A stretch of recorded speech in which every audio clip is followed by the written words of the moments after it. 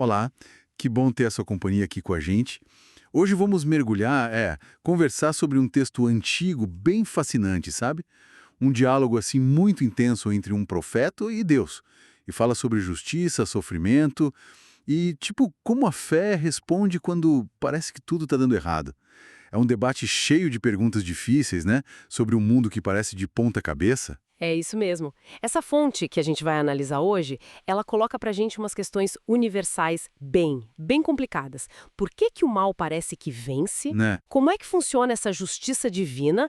E o principal, eu acho, como é que dá pra manter a confiança quando o cenário é tão ruim?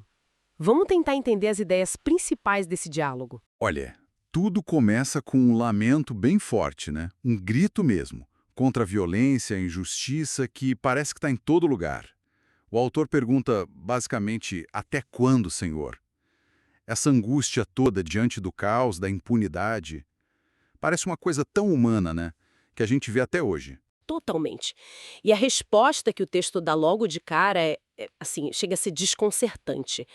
Vem um anúncio de que sim, a justiça vai chegar, mas através de um povo descrito como implacável, feroz, os caldeus, os babilônios. A descrição é terrível, uma nação rápida, violenta, que ri dos reis, das fortalezas e que tem a própria força como seu Deus. Eles vêm varrendo tudo. Nossa, isso para mim é talvez o ponto mais difícil de pegar no texto. Levanta uma questão ainda mais espinhosa. Como que uma força divina pode usar um povo que parece pior ainda, para aplicar um julgamento? O autor questiona isso na lata. Por que Deus, que tem olhos tão puros, só fica olhando os traiçoeiros, fica em silêncio enquanto o ímpio engole alguém mais justo? A tensão ali nossa, é palpável. Essa tensão que você mencionou é exatamente o ponto que leva para a segunda parte da conversa, sabe? A resposta de Deus agora muda o foco, aponta para outro caminho: paciência e fé.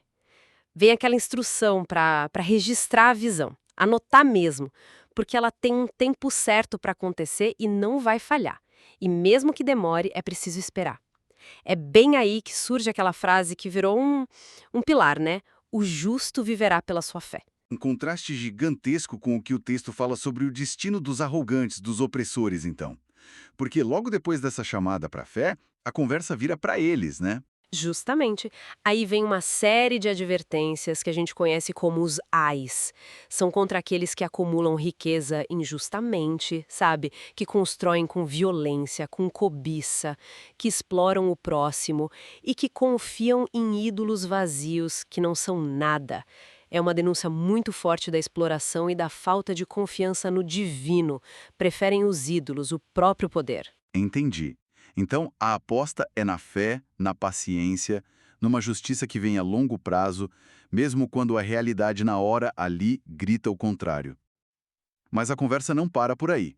O tom muda de novo e muda drasticamente na parte final, não é? É uma virada, sim, completa. Aquela queixa, o questionamento, tudo isso dá lugar a uma oração. Um cântico, sabe, vibrante. O tom é de reverência total, de assombro. O autor começa a lembrar das grandes manifestações do poder de Deus na história, na natureza. Montanhas tremendo, o sol e a lua parando. A descrição é tão forte que ele fala de um temor que abala ele fisicamente. É bem intenso. E mesmo depois de descrever esse poder todo, né, capaz de mexer com o universo, e considerando a possibilidade de um desastre completo, tipo a economia da época ir para o brejo, sem colheita, sem bicho, o texto chega numa conclusão que desafia a nossa lógica. Aqui que fica realmente interessante.